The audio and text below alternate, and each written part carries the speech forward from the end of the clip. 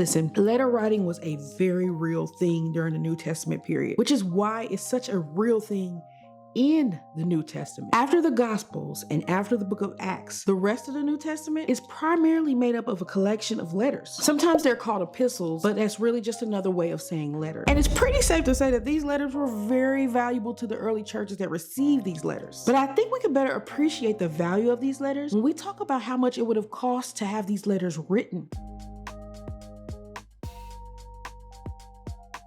So what we have to understand, first of all, is that during the New Testament period, having the ability to write or even having the materials for writing, that wasn't common like it is today. So what you had to do back then was hire someone to do your writing for you. And according to the artifact that we call the London Papyrus 2110, the scribes and secretaries would charge about 25 Roman denarii per 10,000 lines.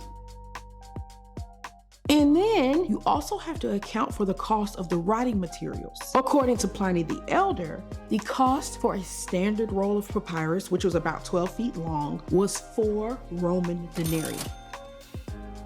And even if the whole roll wasn't used, the percentage of the roll that was used was factored into the cost. So let's take the book of Philemon, which is about 44 lines and is closest in size to a normal letter back then. Based on the calculation work of Dr. E. Randolph Richards,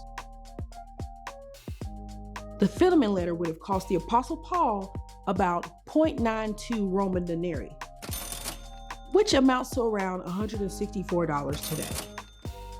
And yeah, that's not that bad. But baby, let's talk about these numbers when we get to Paul's longer letters. Using Dr. Richards' calculations again, let's look at the first letter to the Corinthians. The first letter to the Corinthians, at 908 lines long, would have cost the Apostle Paul approximately 19.16 Roman denarii, which today is $3,411. Romans, which is the longest of the Apostle Paul's letters at 979 lines, would have totaled out at 20.68 Roman denarii, which today is $3,682.